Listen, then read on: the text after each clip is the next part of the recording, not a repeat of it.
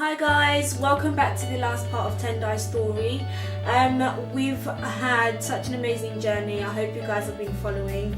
It's been so inspiring, even listening to everything, and he's been so courageous, just really exposing himself really and sharing with the world what he's gone through and his family. And I just wanted to, in this last part, just kind of gather more information and really get to see how he's evolved into being the person that he is today. I mean, I know he's touched quite a few people's lives, definitely has touched my life and blessed me. So bless some more people. So you and I know for a fact that Tendai has a heart for God and he loves God. So at what age did you meet God? 19 really. Like most of my life, like even from childhood, I was like introduced to the whole idea of God. It's not like God was a topic or something I'd never been exposed to or anything. Like my mom would take us to church here and there. Like my grandparents actually believed in God and everything. So like throughout my childhood, I've heard about God. However, like the moment I actually believed that God like really is like real, and the moment that I like knew for certain like, oh my, like there is a God and he loves me and he's looking to have a relationship with me was later on, like when I was 19. All I knew about Jesus was just like head knowledge about what I was being told, but I never actually had that encounter with him, that experience with him, the heart revelation of God. So really receive him as well. Yeah, so because like the words were just like empty words, I fell into just unbelief and just went off and did my own thing, and I was searching still, like searching for truth, like what is this world, like the questions we all like ask ourselves.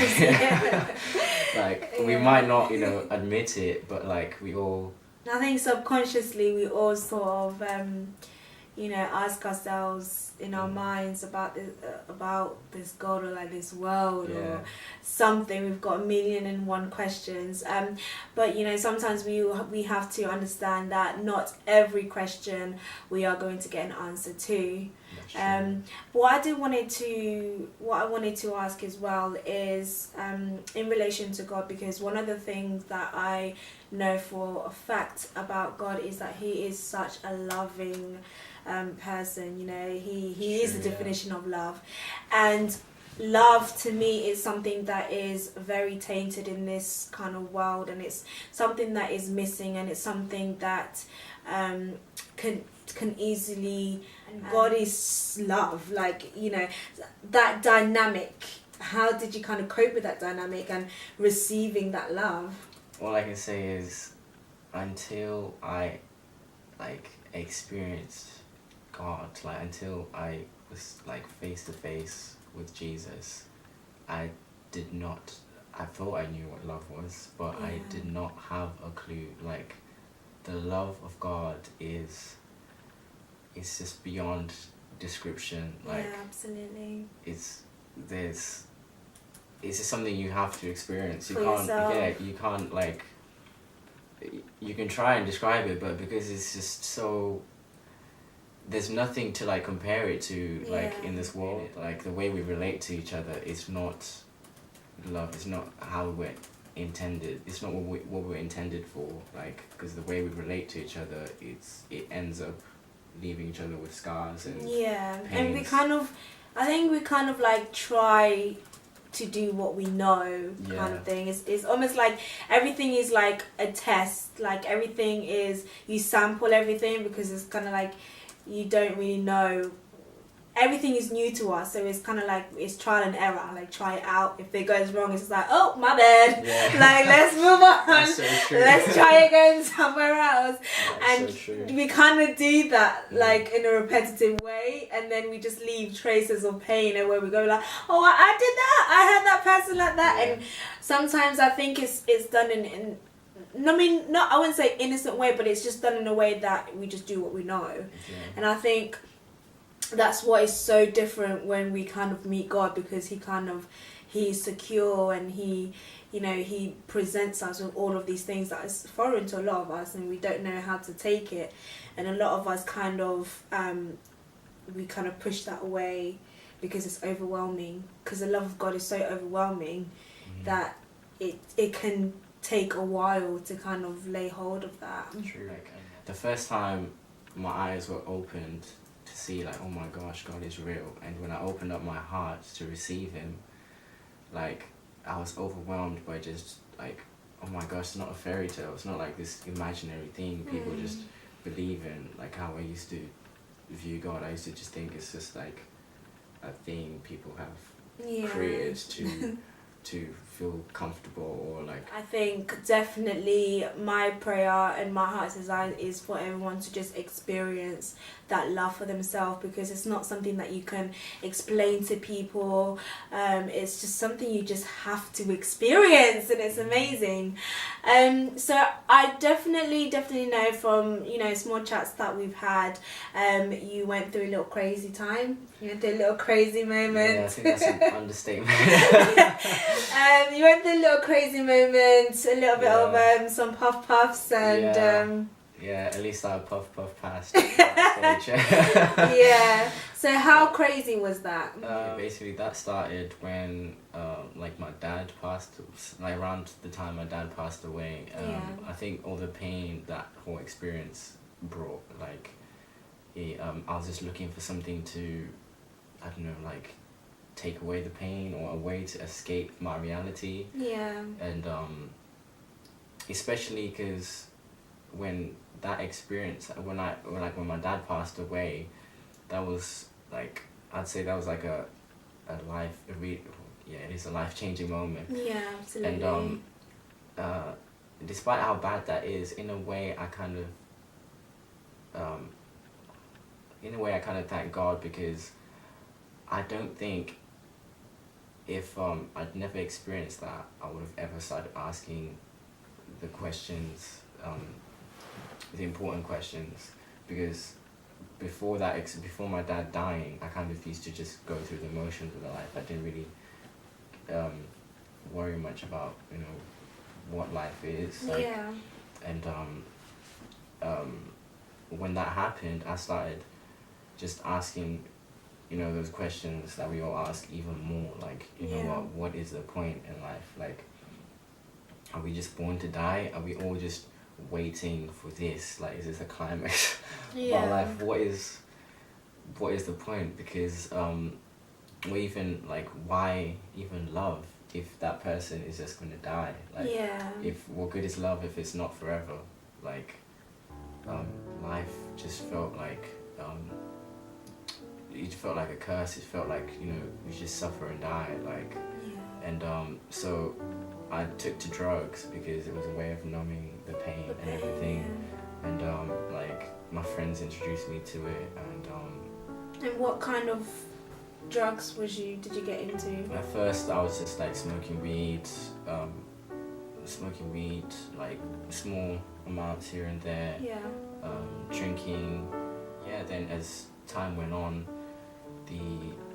the high wasn't lasting. So I needed more and more. I ended up smoking more and more. It became like my crutch, or like my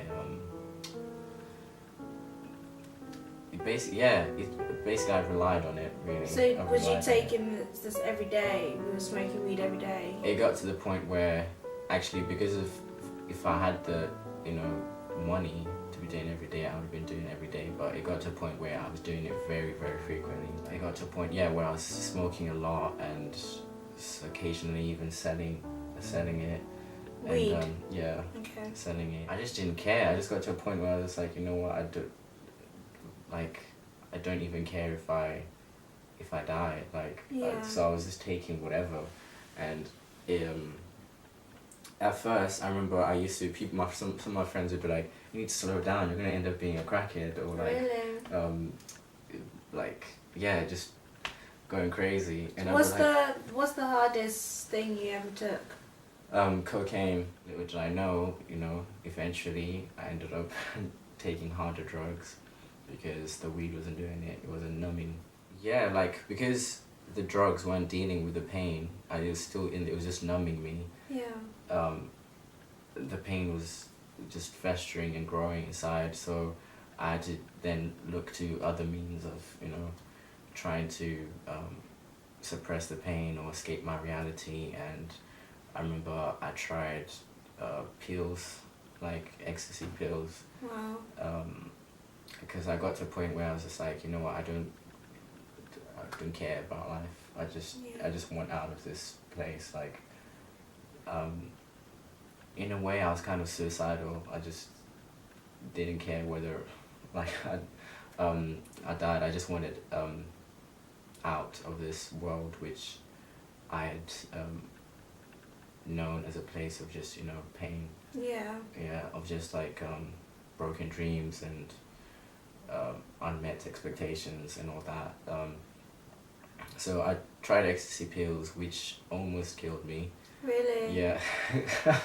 Which almost killed me. Ecstasy pills, and I think I even had a line of coke as well when I tried it.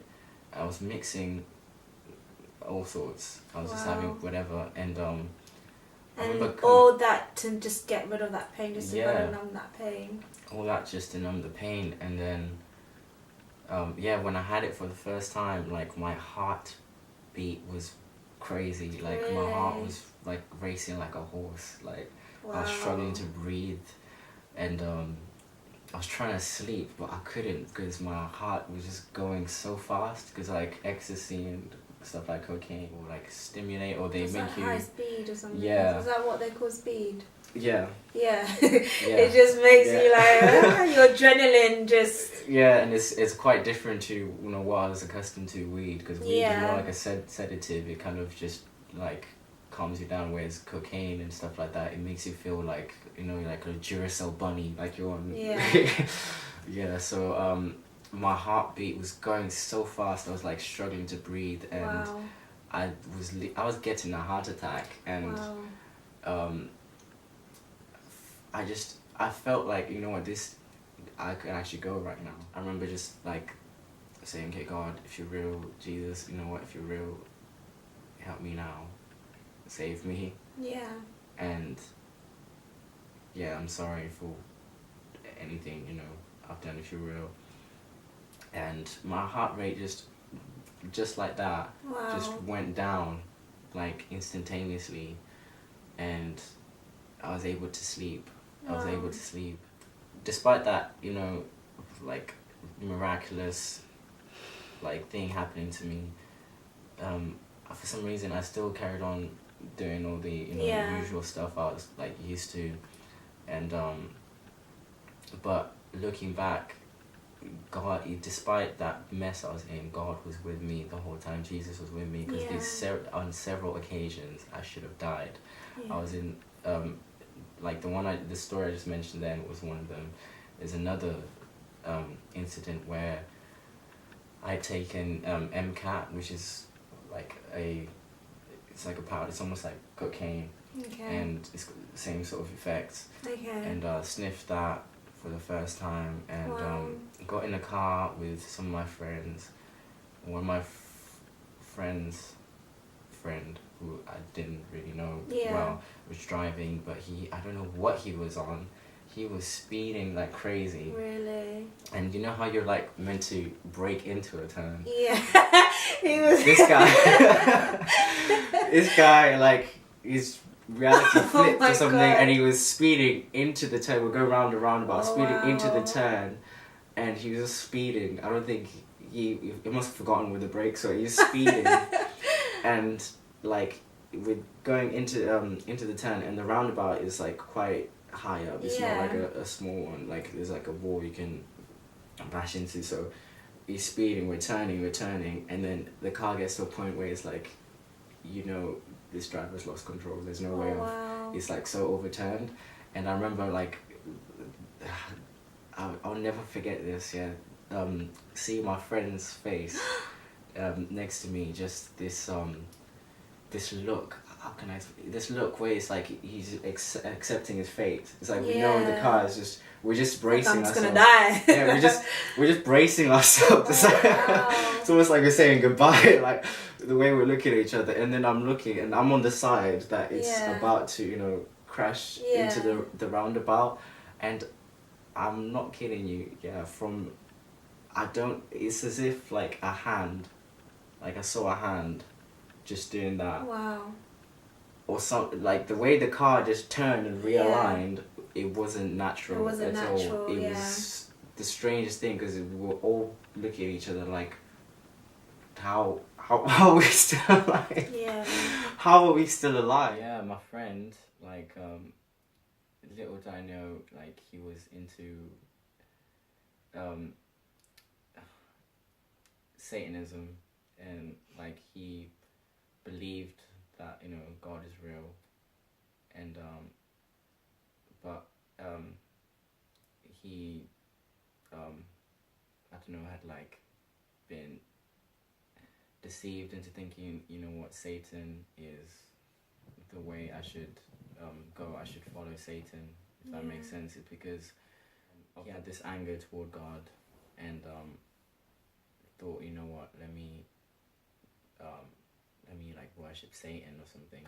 But he wasn't like an outright like express like that wore view. the t-shirt and it was kind of like subtle. As we were making the music and everything, one thing I got to learn was art is very like spiritual and everything, because some of the lyrics I was writing were like a reflection of what was going on like spiritually, or at the time, like that was the time when God was now opening up my eyes to his existence, or how we are spirit beings, and how there's more to us than just like the material. But the music I listened to was very like, it's very like satanic, like evil. It was just communicating like message of hatred and like gang life, which is just about each for their own, kill or like be killed, and like sometimes it's not even kill or be killed. Sometimes it's just kill just because I want to take your shoes, like, or and it's kill just because I can, almost like. And I think as well it's just like an expression of anger, isn't it? It's the way that you express yourself, I think, reveals a lot about what's going on the inside of you. What I wanted to ask as well is, obviously you spoke a lot about your friends, and sort of, I think they had quite a lot of influence in the things that you did, because it gave you a lot of access to the drugs and maybe the drinking and the sort of a certain lifestyle. How easy was that to detach yourself from that, or how to get away from that? That was not easy to detach myself from. I've become so reliant on drugs, on alcohol, on on just any sort of pleasure you could think of. I'd be trying it just to I don't know, just to feel good or take away the pain, which wasn't working because the alcohol didn't work, drugs didn't work, sex didn't work, like lusting and masturbation didn't work. You name it, it didn't work. Even like trying to have relationships with girls, it wasn't satisfying. It wasn't filling that hole that I had inside, and it got to a point where through my relation with Carlton and him and my, you know, Carlton, is that the Satanist? yeah, Okay. and like my eyes being opened up to the whole existence of, you know, God, or us being spirit beings. He kind of did influence me, and I felt like, you know what, if you are, you know, real, why did you let my dad die? And Yeah. I had this like anger building up, which then made me kind of start to be really influenced by Carlton and having similar views and everything. And despite that anger or whatever that I had, I remember I got to a point where I was just like, you know, I'm so broken right now, and nothing I'm trying is satisfying. Yeah. So, you know what, like, God, despite me being angry or whatever, I just don't want. In that place where I just felt hopeless and everything, I found hope when I finally let Christ in. I found rest and peace and joy I can't explain, and satisfaction, and my life now had meaning. At this stage that you are now, you did mention you're 21 years old, you're just forever in love with God and you're forever grateful. What would you just say would be the greatest gift that God gave to you? The greatest gift God has given me is that sense of like worth or like meaning, or my life has meaning, because before that it's like I just look at life and just think like, is this real? What is this? Like, what am I staring? Like, like I just be looking at it like, what is this? Like, why are we here? If Jesus was standing there before you, it's like, what would you say thank you to him for right now, for making you who you are today? One thing I'd thank him for is just the courage or the ability to love. Like, the ability to love, that's one thing I just didn't know how to do, how to like express it, or but once like I experienced his love and he filled me with his nature, which is love, like I can't help but love. I can't help but love. And that's one thing I'm proud of, is just being able to finally say, you know what, I can actually know what love is, or I can love, like you're saying, myself. Like that's one thing I couldn't do. I hated myself. Like, I'd always be looking down on myself, beating myself up, and like I'm proud that I can actually safely say, you know, I love myself. Yeah. And not in a proudful way or anything, but just like I'm comfortable in my own skin. I can be free. I can be me, and not feel insecure and everything. And just one thing I'm proud of. Well, we've had such an amazing time here, as I've said many times, but truly we've come to the end of Tendai's story now. Thank you so much for taking your time just to kind of sit down with me and share everything that you've been through. I'm sure there's so much more that, you know, he could have spoken about in depth. But I am excited. I'm excited to share this with everyone. I hope that everyone kind of takes the time to, you know, watch this, relax, you know, get comfortable, and just really tune in. There's going to be so much more of this type of stuff, because I love really sitting down with people. I think everyone's got an amazing story, no matter where, you know, we've all come from. And I think we've all got something to give. So I have been extremely pleasure to just kind of like sit here and just really glorify God, really, and just exalt him in what he's doing in our lives. As young as we are, you know, we're not all old people who, you know, have kind of been into that upbringing. We're all young people who come from the streets. We've, you know, come from so many different parts of our lives, and we've all just kind of been like, you know what, there is another way, there is another life, and there is there is a God, there is Jesus. I want to know about him. I want to know who he is. I want to know about this love that I'm hearing about, you know. And we've all kind of taken on that journey, and we're all kind of experiencing that, and we're learning about God as our Father, as our lover, as our friend, as our everything. And when I talk about him, I just get so happy. So thank you so much for watching, guys. Please do thumbs up if you enjoyed Tendai story. Do subscribe so that you can be updated with any new video that comes out.